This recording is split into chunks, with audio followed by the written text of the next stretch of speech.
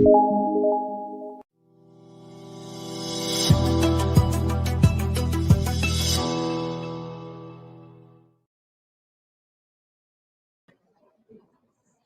दोस्तों, हर शुक्रवार की तरह आज फिर मैं हाजिर हूं आपके सामने अपने एक नए मेहमान के साथ। मैं अपने मेहमान से आपका परिचय करवाऊं, उन्हें आपके सामने प्रस्तुत करूं, उससे पहले बहुत अच्छा होगा कि हम लोग उनके काम पर तैयार किया गया एक छोटा सा वीडियो क्लिप देख लें।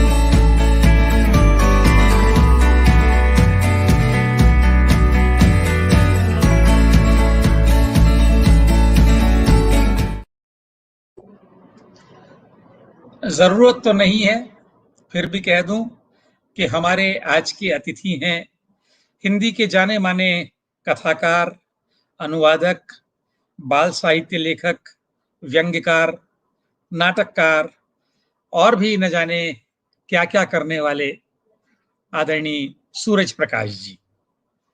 सूरज प्रकाश जी, नमस्कार। आपका इस कार्यक्रम में बहुत-बहुत स्वागत और मुझे बहुत नमस्कार। खुशी है, मैं बहुत कृतज्ञ हूं कि आपने अपनी सारी व्यस्तताओं में से मेरे अनुरोध का मान रखते हुए इस कार्यक्रम के लिए समय निकाला है।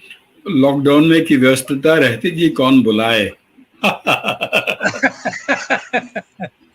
उसका नहीं, लेकिन जो इंतजार होता है। लिखने पढ़ने वाले लोग हैं, उनके लिए तो शायद हमेशा ही लॉकडाउन ही रहता है। हाँ, वो तो सहमत हूँ आपसे। तो दोस्तों, जो शख्सियत आज हमारे साथ हैं, उनकी रचनाओं की कुछ छवियां आपने देखी। ये एक विलक्षण रचनाकार हैं। सूरज प्रकाश जी ने 4 उपन्यास अब तक लिखे हैं। हादसों के बीच, देश बिराना, नॉट इक्वल टू लव और ख्वाबगाह। आपकी 50 से ज्यादा कहानियां प्रकाशित हो चुकी हैं, 100 से ज्यादा व्यंग्य लेख प्रकाशित हो चुके हैं और उनके 2 संग्रह भी आ चुके हैं। लगभग 150 लेख आपके प्रकाशित हो चुके हैं, 2 नाटक प्रकाशित हो चुके हैं और जैसे इतना ही काफी ना हो, आपने खूब सारे अनुवाद किए, अंग्रेजी से भी और गुजराती से भी। अंग्रेजी से आपने एनिमल फॉर्म जैसी कृति का अनुवाद किया, चार्ल्स डार्विन की आत्मकथा का अनुवाद किया, आपने एन फ्रैंक की डायरी का अनुवाद किया और गुजराती में मैं बहुत सारे अनुवादों का जिक्र ना करके केवल इतना कह दूं कि गिजूभाई बधेका की बहुत सारी रचनाओं का आपने हम हिंदी पाठकों को पढ़ने का अवसर प्रदान किया। सूरज प्रकाश जी के जीवन पर उनकी जीवनी भी एक प्रकाशित हुई है, उम्र भर देखा कि ये शीर्षक से, और बहुत सारा परिचय आपका है जो आगे चर्चाओं में होगा। तो सूरज प्रकाश जी, आपका बहुत बहुत स्वागत करते हुए हम अपनी बातचीत शुरू करें। बिल्कुल बिल्कुल। तो आपकी इन रचनाओं के साथ में पिछले 4-5 दिनों से जरा ज्यादा गहराई से रह रहा हूं।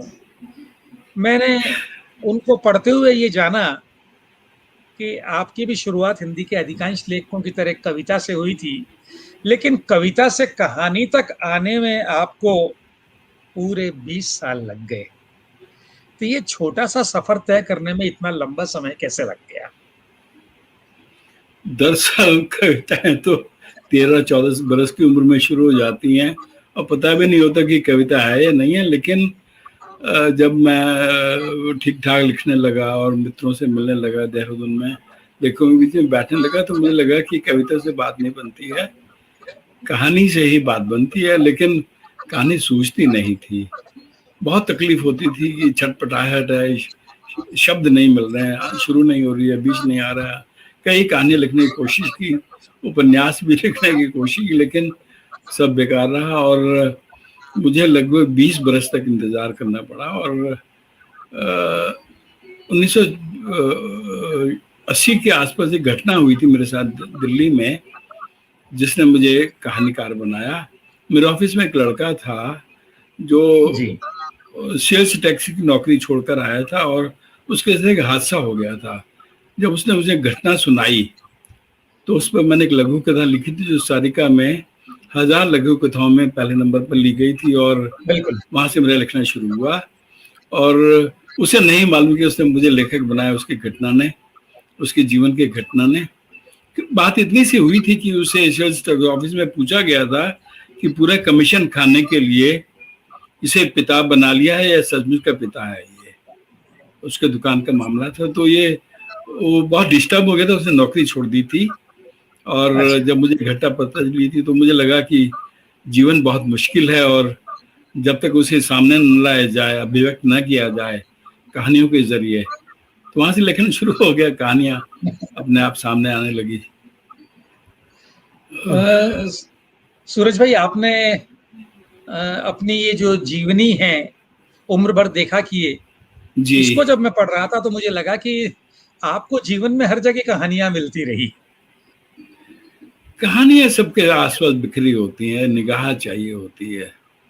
जी सबके सबके से आसपास कहानियां होती हैं। जैसे दुकानदार ग्राहक को तलाश लेता है, मोची अपने जूते फटे जूते को तलाश लेता है, कहानीकार के पास एक दृष्टि होती है। अब जैसे मैं कहूं कि इसमें संभावना कितनी हम तलाश कर सकते हैं। अगर जी हमें लेखन क्षमता है तो हम उसमें देख लेते हैं कि कुछ लोग लतीफे में अपनी बात कह लेते हैं कि अरे आज ऐसा हुआ। कुछ लोग उसे छोटी सी घटना सुना देते हैं, लेकिन लेखक को लगता है कि इसमें नहीं, कहानी है, जीवन है, और उसे और लोगों तक पहुंचाया जाना चाहिए। तो यही शक्ति काम करती है ये, और हमें मदद अच्छा, भी यही मिलती है मैं इससे। एक बात जानना चाहूंगा आपसे कि ये जो आपने कहा ना कि जो लेखक होता है वो पहचान लेता है, तो क्या लेखक जन्मजात होता है या वो ये इस क्षमता अभ्यास से अर्जित करता है? सब भरे हुए बादल होते हैं, कुछ कम बरसते हैं, कुछ ज्यादा बरसते हैं, लेकिन इसे विकसित किया जा सकता है। इसे आप अपनी भाषा में, कंटेंट में, शैली में सुधार कर सकते हैं, लेकिन अभिव्यक्ति का जो गुण है, एक्सप्रेशन का, चाहे कला हो, कोई भी कला हो, जी नृत्य हो, गायन हो, संगीत हो, लेखन हो, वो कहीं ना कहीं तो आप में लिखी गुण होगा, तभी आप पहचान पाएंगे। उसे विकसित कर सकते हैं, लेकिन ऐसा नहीं होता कि शून्य में से लेखक कोई पैदा हो जाए। गुण तो होना अच्छा, चाहिए। यानी कम कुछ ज्यादा तो हो सकता है, जन्मजात होता ही है। कुछ तो होगा। अभिव्यक्ति सब जी में नहीं होती है। और थोड़ी देर पहले मैं सोच भी रहा था कि जिनके पास अभिव्यक्ति नहीं होती है उनमें कितनी छटपटाहट होती होगी, कितने जी तकलीफ रहे रहते होंगे कि कहना चाहते हैं, कहने का तरीका नहीं आता है। तो लेकिन में शायद से कुछ ज्यादा हो जाता है कि हम कह पाते हैं और दूसरों तक अपनी बात पहुंचा भी सकते जी। हैं। नहीं, मैं आपकी जब ये जीवनी पढ़ रहा था तो मैं यही सोच रहा था कि आपने जितने समय नौकरी की है, लगभग उतने ही वर्ष मैंने भी नौकरी की। आपके अनुभव जरा ज्यादा व्यापक रहे, मेरे अनुभव थोड़े सीमित रहे, लेकिन मुझे तो कभी कोई कहानी मिली ही नहीं और आपको कहानी दर कहानी मिलती गई। तो ये बात सोचते हुए ही ऐसा मेरे ऐसा मन में नहीं सवाल है। आया था। दरअसल अगर आप मोहन राकेश को देखें तो उन्होंने बहुत मामूली विषयों पे कहानी लिखी है। ट्रेन जी में बिल्कुल यात्रा करते बिल्कुल। भी कहानी उनको मिल गई है। तो ये छटपटाहट अगर है अभिव्यक्ति की, और तो आपको कहानियां मिलेंगी। आप चूक गए उनको दर्ज करने में, अनुभव जी आपके साथ भी वही होंगे। अगर आपसे मैं कोई किस्सा सुनाऊं तो आप कहेंगे अरे हाँ यार, मेरे साथ भी ऐसा हुआ था, लेकिन मेरे साथ भी ऐसा मुझे उसमें कहानी की संभावना नहीं थी, अगर सोचा होता तो थी। तो ही। ये थोड़ा सा एक नजर का फेर होता है कि आप अ, किस बांस से बांसुरी बनाएंगे। बांस तो सबके सामने होते हैं, तो किस बांस क्या से आप बात है। बांसुरी बनाएंगे। आप बांस देख के तय कर लेते हैं ना। आपको पात्र मिलते हैं, बस चूक जाते हैं हम कई बार। ये अरे, जी ये तो अच्छी खासी कहानी दे रहा था, ये कहाँ रह गई। तो निगाह खुली हो तो मिल जाती हैं कहानियां। अभी पता नहीं कितनी कहानियां बाकी होंगी हमारे पास, आपके पास भी हैं, हम बात करेंगे, आपको पुरानी कहानियां याद दिलाएंगे जो लिखी जानी चाहिए थी। अच्छा, जी जी जी। अच्छा, एक बात और बताएं आप, आपकी बहुत सारी कहानियां पढ़ते हुए मेरा ध्यान इस बात पर गया है कि आपकी कहानियों में नायक नायिका तो होते हैं, मिलते लेकिन नहीं उनके हैं। नाम नहीं होते हैं। इसका एक क्या बात कारण है? और आपने उनके एक नाम बात क्यों नहीं और भी दिए? एक बात और देखो, मिलते भी नहीं है। हाँ, मिलते भी किसी नहीं है। भी किसी भी कहानी में नायक नायिका नहीं मिलते, और बिल्कुल बिल्कुल। ज्यादातर कहानी में नायक के नाम ही नहीं है। मैंने लगभग 300 पात्र रचे हैं, और अच्छा। 200 महिला पात्र हैं, सबके नाम अलग अलग है। कुछ में तो नाम है ही नहीं, नायक या जी जी। नायिका का नाम ही नहीं आता है। ये होता चला गया, और इसमें कोई पाठक को रुकावट नहीं आती कि ये किस नाम का पात्र हम कहानी पढ़ें, पात्र फिर भी उस तक पहुंचता है। और जो बात मैंने अभी जोड़ी है कि वो नायक नायिका नहीं मिलते हैं, उसका कारण मैं बता देता हूँ कि मेरी कहानियों में पाठकीय सहभागिता की गुंजाइश होती है, रीडर्स पार्टिसिपेशन की। मैं कहानी बिल्कुल। जहाँ छोड़ता हूँ, पाठक उसे आगे बढ़ाए। अगर मैं नायक नायिका को मिलवा देते तो वो तक बूढ़े हो जाते, लेकिन वो नहीं मिलते हैं तो सर्वबाह रहते हैं। नायक अपनी कल्पना से, पाठक अपनी कल्पना से मिलाए, अपनी सोच से मिलाए, अपनी प्रेमिका से मिलवाए, जैसा भी चाहे। बेशक वो कहते हैं अरे झटका लगता है, अरे मिलवाया नहीं, तो पाठक अपने आप जोड़े ना, जो भी उसे चाहिए उसे पात्र को आगे बढ़ाए, तो इससे कहानी हमेशा जीवित रहती है। जी जी। हैप्पी एंडिंग या दुखांत नहीं होती, तो कहीं एक सिरा छोड़ देता हूँ मैं ताकि उसे आगे बढ़ाया जाए। और मुझे मालूम है कि कहानियों में नायक नायिका के नाम नहीं आते, चलता गया, होता गया ऐसा। और इसके लिए भी मैंने नहीं, तो ये कोशिश ही नहीं आकस्मिक की। था या कुछ सोच समझ कर किया गया था? नहीं, होता गया, लेकिन हाँ, ये सोच समझ के गया कि नहीं नहीं मिलेंगे पात्र, तो नहीं मिले, वो भी होता चला गया। कहानी का अंत कुछ ऐसा बन जाता है कि नहीं मिलते हैं किसी भी चारों उपन्यासों में। और जितनी भी कहानियां मेल फीमेल पात्रों वाली हैं, उसमें 35 कहानियां तो ऐसी होंगी जिनमें नायक नायिका नहीं मिलते हैं, सभी में। तो वो मेरी शैली भी मान लीजिए कि मैंने विकसित कर ली है, शैली ऐसे चल रहा है, तो पाठकों को इसमें नाराजगी नहीं, यही नाराजगी होती है कि अरे मिलवाते तो अच्छा जाता, तो कोई बात नहीं। तो ये जो आपने एक सांचा बना लिया, इस सांचे को तोड़ने का मन नहीं करता है कभी? सांचा है क्या, ये मुझे देर सोचना पड़ेगा। नहीं, एक आपने शायद ही बात, कहा, मैंने सांचा कह दिया। मैंने एक बात मैं बता दूं कि मेरे जिंदगी के कोई नियम रहे हैं। Be different, okay. बी जी क्रिएटिव जी। And be innovative. ये 3 नियम मैं अपने जीवन के साथ लेके चलता हूँ। जो भी करना अलग तरीके से करें, क्रिएटिव रूप में करें, कुछ नया करें। जैसे मैंने 20 साल पहले कहानी लिखी थी टेलीफोन पर बातचीत के रूप में, बिल्कुल। 2 जीवन समांतर। खाली फोन पे बातचीत है और कुछ भी नहीं है, उसमें नायक का नाम भी नहीं आता है, मिलते भी नहीं है, जी। लेकिन कहानी बहुत ज्यादा पसंद की गई है। फोन पे बातचीत हो रही है, 20 साल बाद मिले हैं और 20 मिनट की कहानी में बात कर रहे हैं। इसी को आगे बढ़ाते हुए मैंने फिर law not equal to love उपन्यास लिखा, जो सिर्फ चैट मैं यही उपन्यास कहना है। चाह रहा था जी। वो खाली चैट में पूरा उपन्यास है, उसमें बिल्कुल। उपन्यास की जितनी भी शर्तें होती हैं वो चैट के जरिए पूरी की गई। खाली चैट ही नहीं है, वो संगीत भी शेयर करते हैं, जीवन की बातें भी बताते हैं, दुख भी शेयर करते हैं, और सारी बातें करते हैं, साहित्य की भी बात करते हैं, दुख तकलीफों की भी बात करते हैं, लेकिन सिर्फ चैट के जरिए। बिल्कुल। तो जो मेरा सिद्धांत है जीवन का, बी डिफरेंट, कुछ अलग तरीके से काम करना, तो ये भी उसमें आ गया कि नायक का नाम ना हो, नायक ना मिले, और अलग शैली अपनाई जाए। सब लोग नया कुछ चाहते हैं ना, पाठक हमेशा चाहता है कि उसे कुछ नया दिया जाए। बिल्कुल। तो हमें हमेशा नए, कई उपन्यास आप देखते होंगे डायरी शैली में लिखे गए हैं, कहानियां भी कुछ पत्र शैली में, और किसी न किसी तरीके से लोग नयापन करते। मैं भी वही करता रहा, और अच्छा लगता है। आपके पाठकों को आपके पत्र स्वयं में दिखते हैं सर। पाठकों में पात्र और पात्रों में पाठक दोनों हैं। बिल्कुल। ये जो आपका उपन्यास है नॉट इक्वल टू लव, जी सुरेश प्रकाश जी, आज आप मिल गए हैं तो मैं जिक्र करूं कि मुझे ये उपन्यास बहुत आकर्षक लगा, बहुत मुझे पसंद आया है। और जी जी मैं बड़े जी संकोच से ये कह रहा हूं कि अपने कम से कम 20 लेक्चर्स में मैंने इस उपन्यास की विस्तार से देखिए, चर्चा की है और यही लोग बात, उत्सुक हुए हैं इस उपन्यास को पढ़ने के। यही बात आपने खुद ही कह दी कि जो अलग है वो बिल्कुल, जोड़ता है, वो प्रभावित करता है, और न केवल उसमें अलग सब बल्कि कुछ अलग और सार्थक। सार्थक भी है कि जीवन की सारी और मुझे लगता है समस्याएं केवल जितने भी अलग होना पर्याप्त नहीं होता है। आप कोई सार्थक प्रयोग भी। करें लेकिन वो प्रयोग सार्थक भी हो, तभी उस वो उपन्यास महत्वपूर्ण बनता है। उस उपन्यास ने मुझे बहुत अनुभव दिए, पाठ के अनुभव दिए।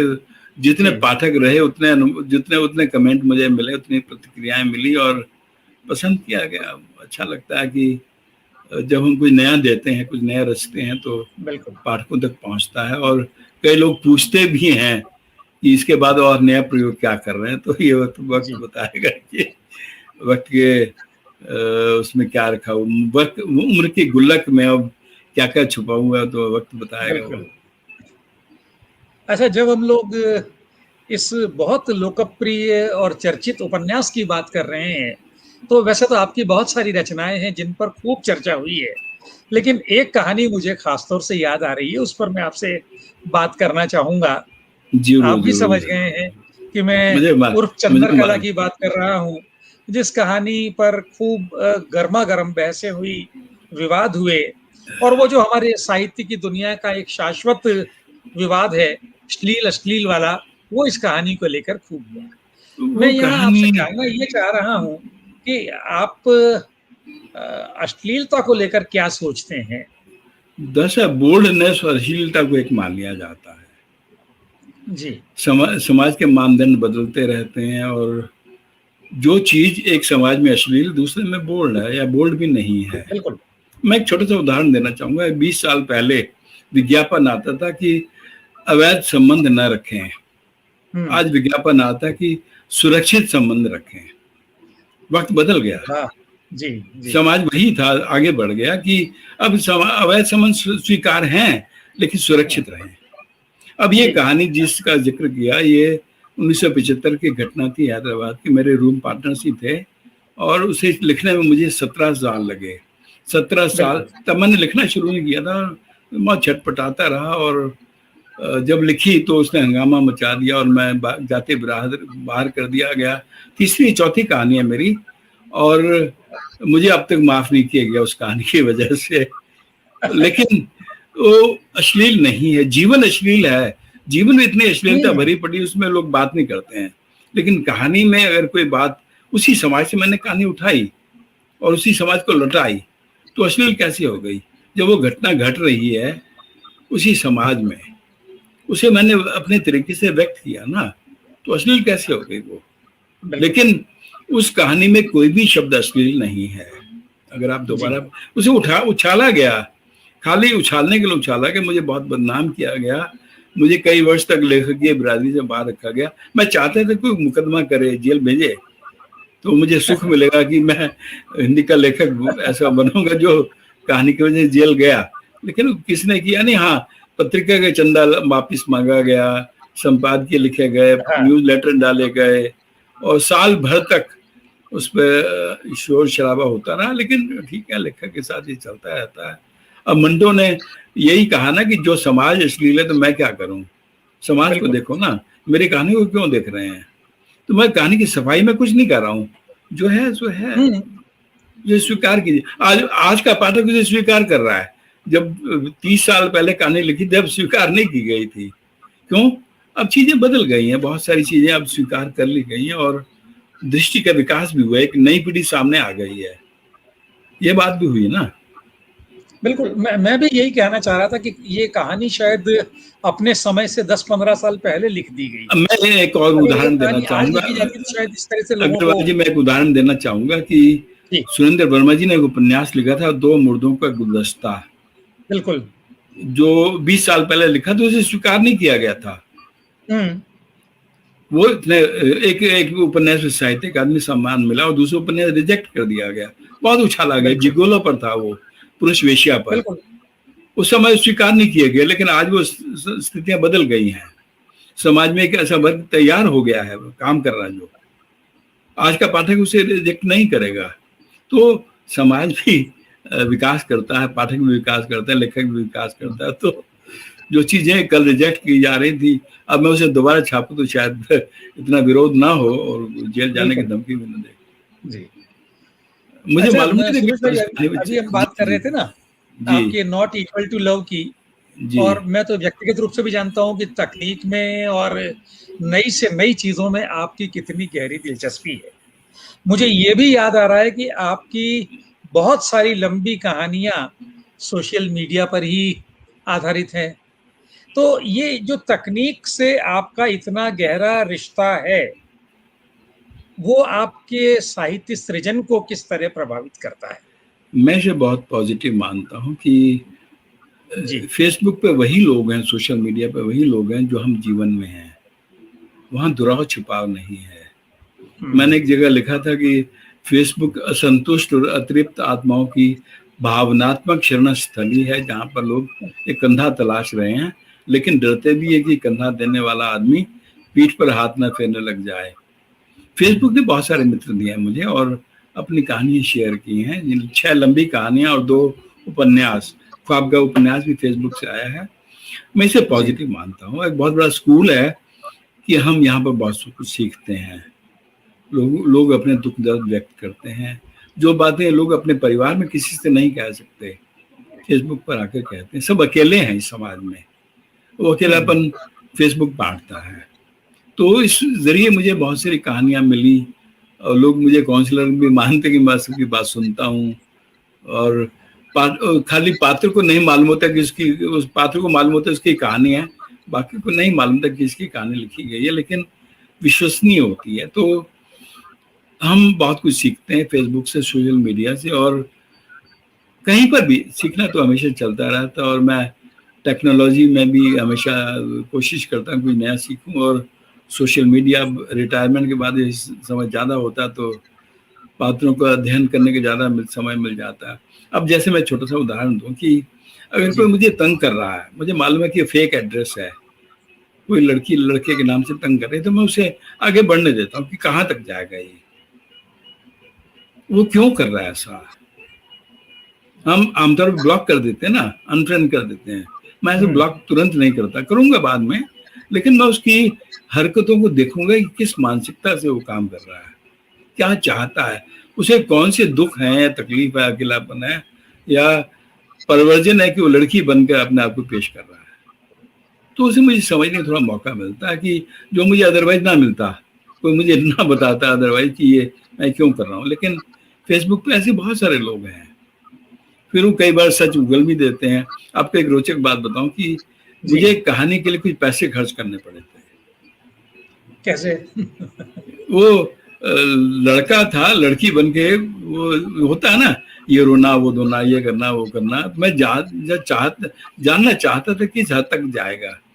उसे पैसे मांगे, मैंने बहुत ज्यादा तो नहीं, थोड़े से पैसे दिए।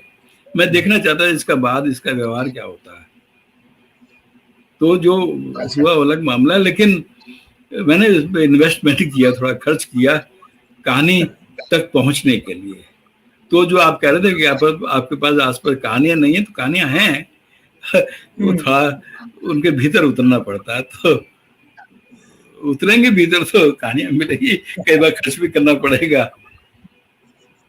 अच्छा सूरज भाई, एक बात मैं जानना चाह रहा हूँ। आप और मैं, हम दोनों का संबंध हिंदी साहित्य वाली दुनिया से है, जी, और हम लोग लगभग लगभग लगभग एक ही उम्र के भी हैं। लगभग मैं ये शायद। पाता हूँ कि हमारे हिंदी के जो लेखक हैं, उनको तकनीक से दूर रहने में एक गर्व की अनुभूति होती है। मुझे अधिकांश लोग ऐसे मिले जो कहता अरे भाई मैं तो ये कंप्यूटर वम्प्यूटर नहीं जानता हूँ, या अगर स्क्रीन पर कुछ पढ़ना पड़ रहा है तो वो किताब का आनंद नहीं है।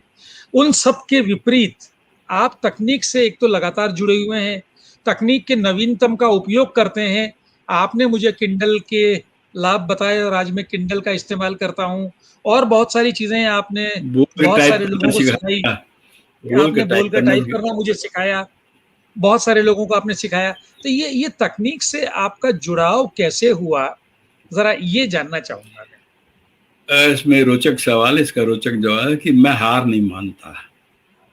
किसी जी। फिल्म में एक डायलॉग था, आखिरी कोशिश के बाद एक और कोशिश, उसे मैंने अपना लिया। मैं तब तक हार नहीं मानता जब तक काम हो न जाए। कुछ भी नया सीखने के लिए तैयार हूं मैं। और आखिर कोशिश रहेगी ना, जब आप कोई काम कर रहे हैं, एक और कोशिश, एक और कोशिश। तो अब जैसे बोल के टाइप करना है या कहानी आप मुझे भेजेंगे, मैं सुनूंगा, पढ़ूंगा नहीं, मैं लैपटॉप पर या मोबाइल पर, दोनों में अब भी कुछ ना कुछ मैं नया खोजता रहता हूँ कि नया क्या है। और ये हमारे जीवन को आसान करता है। बहुत पहले जब मैंने कंप्यूटर पे ऑफिस में काम करना शुरू किया, मेन 20-25 बरस से हाथ से एक पन्ना भी नहीं लिखा होगा, सब कंप्यूटर पे, लैपटॉप पे काम होता है। तो जब मैंने पत्र भी कंप्यूटर पे भेजने शुरू किए तो लोगों ने कहा, अरे इसमें आत्मीयता नहीं होती, भावना नहीं होती, ये नहीं होता, वो नहीं होता। अरे भैया टेक्नोलॉजी को अपनाओ ना।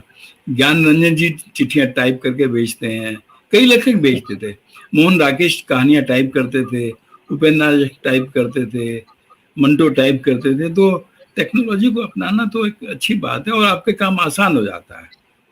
अब जैसे कोई लंबी कहानी मुझे मिली तो मुझे पढ़ने के बजाय ईयरफोन लगा ली और सुनता रहता हूँ मैं आराम से, मेरा काम आसान हो गया। तो टेक्नोलॉजी तो हमेशा आपकी मदद करती है ना, आपके बहुत सारे काम आसान करती है। अब सुधा अरोड़ा जी कहती है कि जब से मैंने उनको बोल के टाइप करना सिखाया है, उनको आंखें नहीं गड़ानी पड़ती, तुरंत काम कर लेती है। तो अच्छा लगता है कि, और मैं सिखा देता हूँ, सिखाने में हर्ज नहीं है। नहीं, आपने मुझे भी सिखाया और मैं भी अब बोलकर ही टाइप करता हूँ अधिकांश तो टाइम। आसान है, तो खाली सेटिंग करनी पड़ती है और मुझे अच्छा लगता है कि कोई सीख रहा है। और अब मैं छोटा सा बात बताना चाहूंगा कि 3 लड़कियों ने मेरे लेखन पे एमफिल की, तो उनको पहला काम अच्छा। मैंने ये सिखाया कि बोल के टाइप कैसे करते हैं। उनका काम आसान हो गया, जो भी मैटर मिलता था तुरंत बोल के टाइप कर लेती थी और सारा काम आसान हो गया। तो ये चीजें तो, तकनीकी तो आपकी मदद के लिए होती है ना। हम कंप्यूटर के 5% भी इस्तेमाल नहीं कर रहे हैं, मोबाइल के 5% भी इस्तेमाल नहीं कर रहे, इतनी ज्यादा सुविधाएं हैं उसमें, अगर हम देखें तो भरी पड़ी हैं। तो इस्तेमाल तो हमारे लिए है ना, वो तो हमारे लिए बनाया गया, तो हम बाकी चीजों का करते हैं तो इसका भी करें। कई लेखक नहीं करना चाहते, नहीं जानना चाहते, तो पूछते रहते हैं, भैया अटैच कैसे करते हैं, पीडीएफ कैसे बनाते हैं, कन्वर्ट कैसे करते हैं। अरे छोटी छोटी चीजें हैं, मुझसे वैसे पूछते, मैं यहाँ सिखा भी शायद देता। स्वीकार्यता तो बढ़ी है तकनीक की, है ना? बहुत ज्यादा नहीं, अब जरूरत, स्वीकार्यता के साथ जरूरत बढ़ी है। अब सारी पत्रिकाओं को ईमेल करनी पड़ती है, कहानी अटैच करनी पड़ती है, तो जरूरत तो है ही सही ना उसकी, तभी लोगों ने स्वीकार भी किया। तो जी। अच्छा, इस बारे में आप क्या सोचते हैं? ये जो हमारे साथी ये कहते हैं कि किताब को हाथ में लेकर पढ़ने का और उसकी शाही की खुशबू को सूंघने का जो सुख है, वो तकनीक आपसे छीन लेती है। हमारी आपको क्या दादी लगता कहती है, हमारी दादी कहती है, लकड़ी के चूल्हे में जो खाने में स्वाद आता है, है? और आपकी पत्नी कहती है गैस पे बनाना है, माइक्रो ओवन में बनाना है, तो उसमें कुछ कहने की जरूरत नहीं है। ये सब भावनात्मक रूप से अब कहीं नहीं पहुंचेंगे। हम कहते थे ना कि जो सिगड़ी में रोटी बनती है वो ज्यादा खुशबू होती है, तो क्या आज की रोटी में खुशबू नहीं है? हम चूल्हे अपने किचन में रख सकते हैं क्या चूल्हा? कोई नहीं रखते ना। फैशन के लिए हम बना लेंगे, लेकिन रोजाना का काम तो नहीं चलेगा ना। बहुत सारी चीजें वक्त के साथ बदलनी चाहिए और स्वीकार जी। करना चाहिए। अगर हम स्वीकार नहीं करेंगे तो पहले उखड़ू बैठकर हम खाना खा लेते हैं, उखड़ू बैठने की शरीर ही स्वीकार नहीं करता तो कहाँ बैठेंगे। अब ये वक्त के साथ बदलना चाहिए। जी। इस बीच हमारे साथ बहुत सारे आपके प्रशंसक और हमारे दर्शक मैं जुड़े हैं। देख रहा हूँ। देख रहे हैं ना? तो एक एक सवाल मुझे बड़ा अच्छा लग रहा है। ये मेरे मन के उद्गार नाम से कोई हमारे पाठक या पाठिकाएं हैं। इनका एक प्रश्न है, लहरों सर, की लहरों की बांसुरी में बांसुरी कोई के बारे में पूछे, कुछ रोचक बातें या किस्से जो आपको याद हो तो हम सबके साथ शेयर करें। इस कहानी ने मुझे 1,10,000 पाठक दिए हैं, वाह। और इस कहानी पर जो भी बात कर, महिलाओं ने ज्यादा पसंद की, पुरुषों ने रिजेक्ट कर दी है, तो उनको मन की बात लगती है। दरअसल अगर मैं इस कहानी से पहले एक कमजोर लड़की की कहानी, लहरों की बांसुरी और ख्वाब का, अगर नायिका का विकास देखो तो इस क्रम से है वो। अच्छा। नायक पात्र भी हमारे विकसित होते हैं ना, विकास करते हैं हमारे साथ साथ। अगर हम ज्यादा अनुभवी होते हैं, हम विकास करते हैं, हमारे पात्र भी विकास करते हैं। तो नायिका का विकास उस क्रम से हुआ है कि पहले नायिकाएं इतनी ज्यादा वो नहीं थी, बाद में थोड़ा अपनी बात कहने लगी। तो लहरों की बांसुरी तो ऑडियो में भी है, और मेरा नाम मंगला है, दिल्ली से हूँ। तो ये बहुत सारे मुझे पाठिकाओं ने कहा कि ये कहानी उनकी जीवन की कहानी, और काश उनको ऐसा समय मिल पाता। बहुत सारे लोग बातें करते हैं, और फेसबुक झूठे लोगों की दुनिया, मैंने सब बताया थोड़ी देर पहले, झूठे लोगों की दुनिया है, लेकिन सच्चे लोग ज्यादा हैं, झूठे लोग कम हैं। महेंद्र जी, सच्चे लोग ज्यादा हैं। अतिरिक्त आत्मा वाली बात याद है, 12 घंटे में 500 व्यूज की शर्त लगी थी, और 500 व्यूज मिले थे जब मैंने फेसबुक पे लिखा था। ये राजेश राज जी से बात हुई थी। तो ये दरअसल होता क्या है कि हम चीजों को स्वीकार भाव से देखें तो जीवन बहुत खूबसूरत लगने लगता है। अगर हम रिजेक्ट करेंगे, हाफ कप लेमन टी, वो भी याद है राजेश जी को, तो स्वीकार भाव होना चाहिए। खराबियां होंगी लेकिन अच्छाइयां भी तो है ना, हम इसी वजह से रिजेक्ट नहीं कर सकते। मैं एक छोटा सा उदाहरण बताऊं कि मैं ट्रेन के टिकट बुक कराने की लाइन में लगा था, तो वहां पंखा नहीं चल रहा था। मुझे क्लर्क से कहा, पंखा चला दो। लोग खड़े, अरे यहाँ भिखारी आके पंखे के नीचे बैठते। अरे भैया, भिखारी आते हैं, जो लोग लाइन में खड़े हो उनके लिए पंखा चला दे यार, भिखारी हवा ले लेंगे तो क्या तकलीफ है। तो स्वीकार भाव होना चाहिए ना। ये तो अगर हमें स्वीकार भाव नहीं है तो हम कहीं नहीं पहुंचेंगे। अच्छा, अब मैं आपकी जो क्रिएटिव लिटरेचर है उससे थोड़ा सा हटकर अनुवाद की तरफ आना चाहता हूँ। और एक प्रश्न मुझे बहुत परेशान किए हुए है जी। वो प्रश्न ये है कि जैसी आज हिंदी में स्थिति है, लेखक का मान ज्यादा है, अनुवादक को हम उतना महत्व नहीं देते हैं। तो और ये बात आपको भी पता रही होगी। तो इस सब के बाद, इस जानकारी के बावजूद आपने अनुवाद को इतना समय दिया, तब कुछ मन में झिझक नहीं होगी? दो बातें हैं कि मान तो है, धन नहीं है, इसलिए अनुवादक को वो नहीं मिलता है, धन नहीं है उसमें। नहीं, मैं थोड़ा सा आपकी बात से असहमत इसलिए हूँ। मैं किताब हाथ में लेता हूँ, उस पर अनुवादक का नाम तो बड़ी मुश्किल से मुझे तलाश करना पड़ता है, कहीं कवर के पीछे आपको मिल जाए तो मिल जाए। मैं आपको थोड़ा बैकग्राउंड बता दूं कि मैं रिजर्व बैंक में हिंदी के काम से, अनुवाद के काम से जुड़ा हुआ था। मैंने 50,000 पन्नों का अनुवाद किया होगा। जी। मैं अनुवाद की 2 श्रेणियां मानता हूँ, आपको मैं बता देता हूँ सबको, कि एक अनुवाद होता है जो सुबह 10 बजे से शाम के 5 बजे तक किया जाता है। दूसरा अनुवाद होता है शाम के 5 बजे से सुबह 10 बजे तक किया जाता है। दिन का अनुवाद आपके घर बनाएगा, बच्चों की पढ़ाई देखेगा, कार दिलाएगा, कोठी दिलाएगा, लेकिन पाठक नहीं दिलाएगा। वो सरकारी अनुवाद का पाठक नहीं मिलता है।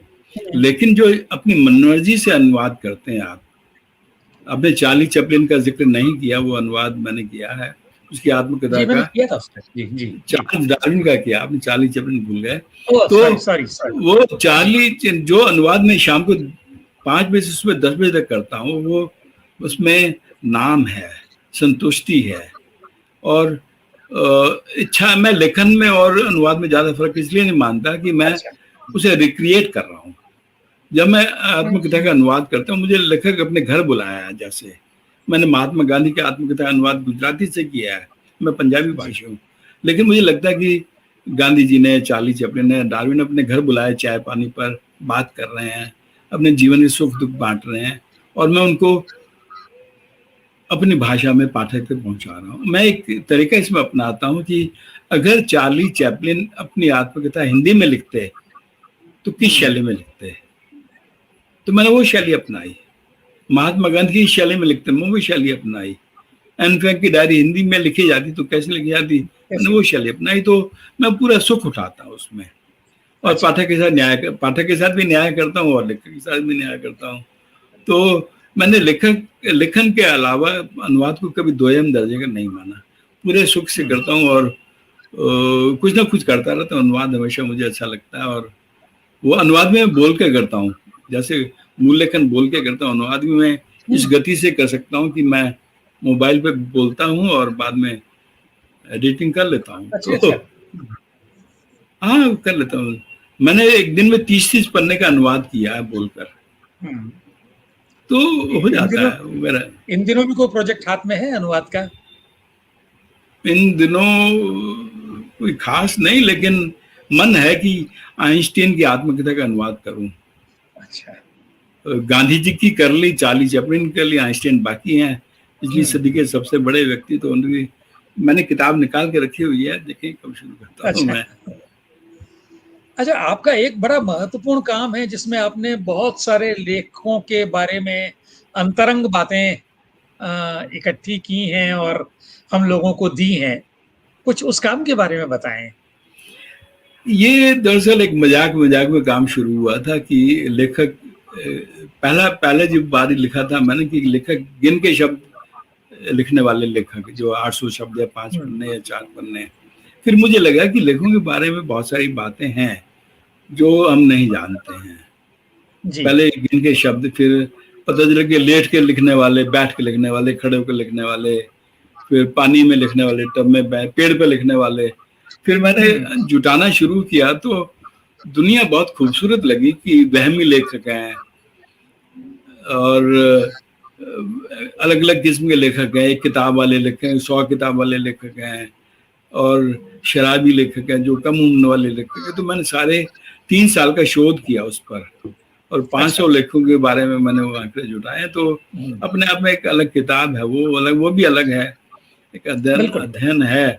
और आपको शायद हैरानी होगी कि दुनिया में 150 लेखक ऐसे हुए जिन्होंने खुदकशी की है, और 6 लेखक तो नोबेल प्राइज वाले हैं। हम्म। अर्नेस्ट हेमिंग्वे भी है, स्टीफन ज्वाइग भी हैं, और बिल्कुल। वर्जीनिया वुल्फ भी, जिन्होंने खुदकशी की थी। तो ये सारे आंकड़े जुटाने में मुझे लगा कि अच्छा, फिर मैंने एक बात और भी दिमाग में थी, मैंने जो लेखक लिए हैं वो दुख में रहे। लेकिन अय्याशी नहीं होता, लेकिन बहुत बड़ा तकलीफ। आप भी ये लेखक, मैं भी लेखक हूँ, और जानता हूँ कि लेखक लेखन करना वो बहुत बड़ा मजा मारना नहीं होता, बहुत तकलीफ होती है बिल्कुल। बातों में। तो वो उन लेखकों ने सारे दुख सहे, लेकिन हम्म। बेहतरीन देकर गए। मैंने उनके बारे में काम किया है। चाहे भारत के लेखक हुए, बाहर बाहर के भुवनेश्वर हों, अपने मटियानी जी हों, या धूमिल हों, या दूसरे लेखक को नारायण नारायण सुर्वे हों, जो कचरे के डब्बे में मिले थे, पद्मश्री मिली उनको। लक्ष्मण गायकवाड़ जो अभी जीवित है, वही अकेले लेखक हैं जो अभी हैं। बिल्कुल। वो चोर उचक्कों के परिवार में पैदा हुए थे, उनको साहित्य अकादमी मिला उनकी आत्मकथा पर। तो ओ हेनरी या गोरकी का नाम मतलब होता है दुख। उन्होंने इतने दुख अच्छा। झेले कि अपना नाम ही गोरकी रख लिया, दुख रख लिया। तो मैंने ऐसे लेखकों पे जरा काम किया, तो अच्छा लगा कि मैं ये काम कर पाया। तो ये था कि लंबी यात्रा थी, और 250 पेज की किताब है, और लगभग 500 लेखकों के बारे में जानकारी है। तो पसंद की गई वो किताब भी। सूरज भाई, आपके सारे काम पर जब मैं एक नजर डालता हूं तो उसकी विविधता मुझे चकित भी करती है, कौशिक आकर्षित जी भी ने करती कहा है और अनुवाद के अभिभूत भी बारे करती है। में। जी जी जी जी। मतलब आप कितने सारे क्षेत्रों में एक साथ हाथ पांव फैलाए हुए हैं, ये जानना बहुत सुखद लगता है और गर्व होता है कि हम लोग भी आपके अंतरंग वृत्त में हैं। मैं एक छोटी सी बात बताना चाहूंगा, अनुभव शेयर जी। करना चाहूंगा कि जी। जब मैं नौकरी में था तो एक जूनियर अधिकारी ने पूछा, आप कितने घंटे काम करते हैं या कर सकते हैं? तो मैंने कहा 15 घंटे तो काम करता हूँ, कर भी सकता हूँ।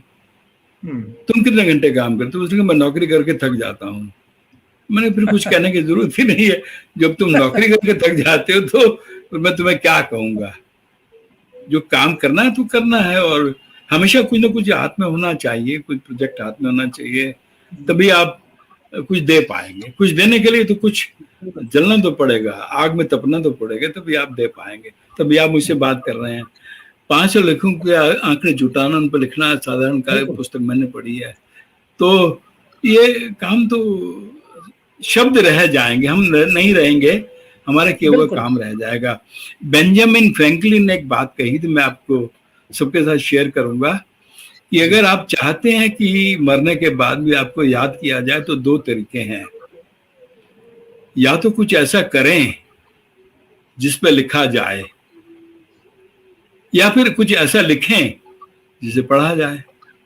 क्या बात है, वाह। तो हम दूसरी श्रेणी में आते हैं, तो हम लिख रहे हैं जिसे पढ़ा जा रहा है और और पढ़ा देखिए ना, जाएगा। अभी हम लोग किन लेखकों को याद कर रहे हैं जो हमारे बीच नहीं है, लेकिन हम गोर्की को याद कर रहे हैं या स्टीवन स्मिथ को याद निरंतर कर रहे हैं। सक्रिय लेखन इन सबको सूरज क्यों प्रकाश याद जी, कर रहे हैं? तब जी। बात वही है बिल्कुल। कि शब्द बचे रहेंगे और दुनिया भर में फैल रहेंगे। हमें पता नहीं होता कि हमें कहाँ पढ़ा जा रहा है, कौन पढ़ रहा है, कितना प्रभावित हो रहा है, कहाँ उसका जीवन बदल रहा है, कहाँ रो रहा है। कितने पाठक रोते हैं, भावंजलि, अंजलि सफी, जो रात में भी नहीं ढलता। क्या बात है। बिल्कुल। तो शब्द बचे रहेंगे। और जी। अब तक जो भी चीजें पहुंची हैं लेखन के जरिए ही पहुंची हैं, है ना। जवानी तो कुछ भी नहीं पूछा, सारी चीजें हम तक। आप अद्भुत है सर, रूपल जी बता रहे हैं, अद्भुत मान्य, अरे प्रणाम करता हूँ। तो ये सारी मैं चीजें रूपल जी जो से सहमत हूँ। मैं भी रिजेक्ट नहीं करता सूरज जी, मगर जो लोग झूठे होते हैं उनकी वजह से सच्चे लोगों पर भी लोगों को विश्वास, अरे विश्वास करना विश्वास मुश्किल हो करना जाता है। पड़ेगा। नहीं, करना तो पड़ेगा, झूठे लोगों पर भी कीजिए विश्वास, कहानियां मिलेंगी। तो आप कुछ कह रहे थे। मैं तो अब बात को समापन की तरफ ले जाने को मजबूर हो रहा हूँ। तो मुझे बहुत अच्छा आपने जो लग रहा उम्र है भर जी। देखा कि ये मैं पढ़ रहा था, उसमें 2 प्रसंग मुझे बड़े रोचक लगे हैं। मैं चाहता हूँ उनमें से कोई एक प्रसंग आप हमारे उन पाठकों और दर्शकों के साथ साझा कर दें, जिन्होंने कौन सा वो वाला, किताब नहीं पढ़ी है। कौन सा वाला है? या तो शरद जोशी वाला, या वो जो सड़क पर अपनी गाड़ी को यू टर्न करने वाला, दोनों में से कोई एक प्रसंग आप सुना दें तो मजा आ जाए। यू टर्न करने वाला छोटा है, वो सुना देता हूँ मैं कि चलिए, बम्बई वो से सुना। मेरा ट्रांसफर हो गया था अहमदाबाद के लिए, और मैं जी। मोटरसाइकिल पे जा रहा था। मेरे पीछे एक लड़की बैठी थी जो उसे मुझे ड्रॉप करना था। तो उसने कहा मुझे यहीं छोड़ दीजिए, तो मैंने उतार दिया। तो उसने कहा कि मैं आगे चले जाऊंगी। तो मैं जो ही गाड़ी मोड़ी, मुझे पता नहीं था वन वे है, गाड़ियां वहां से आ नहीं सकती हैं, जा सकती हैं। तो पुलिस वाले ने मुझे रोक लिया कि आप वन वे से कैसे आ रहे हैं। तो मैंने कहा वन वे से नहीं आ रहा, मैं यहीं पर मुड़ा हूँ, और नहीं नहीं मैंने देखा वन वे आ रहे हैं। मैं मुझे कहा मेरे भरोसा करो, मैं परेशान हूँ, बम्बई मेरा आखिरी दिन है, और मैं छोटे बच्चे को छोड़ के जा रहा हूँ। नहीं नहीं नहीं, मैंने आते हुए देखा है, लाइसेंस दिखाओ। मैंने कहा आप मेरी बात का भरोसा करो, मैं झूठ नहीं बोल रहा हूँ। तो उसने कहा ठीक है, आप बॉस के पास जाओ। तो बॉस के पास गया, वो पठान नाम के एक व्यक्ति थे, जो इंस्पेक्टर टाइप के। तो उसने कहा मैंने भी अंदर से आते हुए देखा वन वे से। मैंने कहा मैं रिजर्व बैंक में काम करता हूँ, झूठ नहीं बोलूंगा। उन्होंने लाइसेंस दिखाई, मैंने उसे लाइसेंस दिया। उन्होंने चालान तो होगा। तो जो ही लाइसेंस दिया, उसके लाइसेंस उसके हाथ से गिर गया। अब जब उसने लाइसेंस उठाया तो उसके दूसरा हिस्सा उसके सामने आया, उसमें आई डोनेशन का कार्ड था। वो देखा उसने, ये क्या है? मैंने कहा आई डोनेशन कार्ड है। ये क्या होता है? मैंने कहा अगर मैं सड़क पर हूँ, अगर मेरी कोई मौत वगैरह हो जाती है, तो सामने अस्पताल है, वहाँ मेरी आंखें दान की जा सकती है इस कार्ड के सहारे। कैसे बनता है? मैंने टेलीफोन डायरेक्टरी में इस पर पन्ना होता है, टाइम्स आई फाउंडेशन है, और कई जगह अस्पतालों में होता है, आई डोनेशन का डिपार्टमेंट होता है, तो वहाँ दे सकते हैं। तो उसने हाथ बढ़ाया, सैल्यूट किया मुझे सैल्यूट किया उसने कि जो आदमी आंखें डोनेट कर सकता है वो झूठ नहीं बोलेगा। क्या बात है, क्या बात है। तो ये घटना 32 साल पहले की है, लेकिन मैं भूलता नहीं कि अगर आप सच हैं तो उसे जी। स्वीकार भी किया जाता है, और स्वीकार किया जाना चाहिए, और सच का पल्लू छोड़ना नहीं चाहिए। ये कुछ चीजें हैं जो हमेशा याद रहती हैं और जीवन को बेहतर बनाती। कई घटनाएं हैं जो जिनसे हम सीखते हैं। अब आई डोनेशन कार्ड ही छोटी सी चीज है, लेकिन हम्म। उसके दिल में प्रश्न आया कि जो आंखें दान कर सकता है झूठ नहीं बोलेगा। तो ये बात थी। तो अक्सर मैं इसका नहीं, जिक्र मुझे किया भी ये करता प्रसंग इसलिए भी अच्छा लगा कि हम लोग प्राय ये कहते हैं कि दुनिया बड़ी बुरी है, लेकिन इस तरह के प्रसंग ये विश्वास दिलाते हैं कि दुनिया बुरी नहीं है, हूँ। दुनिया दुनिया में अच्छी है, अच्छे लोग भी हैं। अच्छे लोग कम हैं लेकिन अच्छे हैं। हैं। अगर पॉजिटिव निगाह, मैं एक बात और कहा करता हूँ कि लेखक को कभी नेगेटिव नहीं होना चाहिए। जी जी जी। सब स्वीकार किया जाना चाहिए। रूपल जी कहे लेखक को कभी भी नेगेटिव, उसके पात्र बेशक नेगेटिव हों, लेखक की हम्म। सोच नेगेटिव नहीं होनी चाहिए। मैं बिल्कुल। एक छोटा सा प्रसंग आखिरी में बताना चाहूंगा जी जी। कि एक बार किसी किताब का लोकार्पण हो रहा था और महेश भट्ट जी उसमें अध्यक्षता कर रहे थे, मैं संचालन कर रहा था। तो वो आए, कुछ नहीं होता, फिल्मों से कुछ नहीं होता, लेखन से कुछ नहीं होता, बेकार है, ये है वो है। अब सब लोग चुप हो गए, भाई अब लेखक की किताब को लोकार्पण हो रहा है और आप ऐसी बात करते। तो मैंने कहा कि फिल्मों से कुछ होता हो या ना होता हो, किताब पढ़कर कोई जेब काटने नहीं जाता। फिल्में देख के जरूर कि जेब काटने जाएगा, हत्या करने जाएगा। किताब पढ़कर कोई ऐसा प्रसंग नहीं मिलेगा कि कोई चोरी करने जाए, हत्या करने जाए। लेखक अच्छा आदमी बनाता है, लेखन साहित्य अच्छा आदमी बनाता है। तो खूब तालियां बजी और वो बड़े परेशान से हो गए, मैं अध्यक्षता कर रहा हूँ और मेरे खिलाफ ताली। तो साहित्य पॉजिटिव होता है और हमेशा कुछ न कुछ देता ही है और हमें अच्छा व्यक्ति बनाता है। तो मुझे लगता है कि लेखन है सा बहुत बिल्कुल। खूब। तो ये थोड़ी थोड़ी चीजें हैं जो छोटी छोटी चीजें होती हैं जो हमें जोड़ती हैं और मुस्कुराने का मौका देती हैं कि हम मुस्कुराएं कि अरे हाँ ये हमारे साथ हुआ था। और अग्रवाल जी ने मेरे साथ इस पर बात भी की थी। सूरज भाई, आपने हम सारे लोगों को मुस्कुराने का मौका दिया, बहुत सारी आपको चीजें सुनना हमेशा। अ, अच्छी लगी। मैं अभी एक हाँ जी। एक साथी हमारे साथ जुड़े हैं, सुरेश राय जी, है ना? सुरेश राय जी है ना?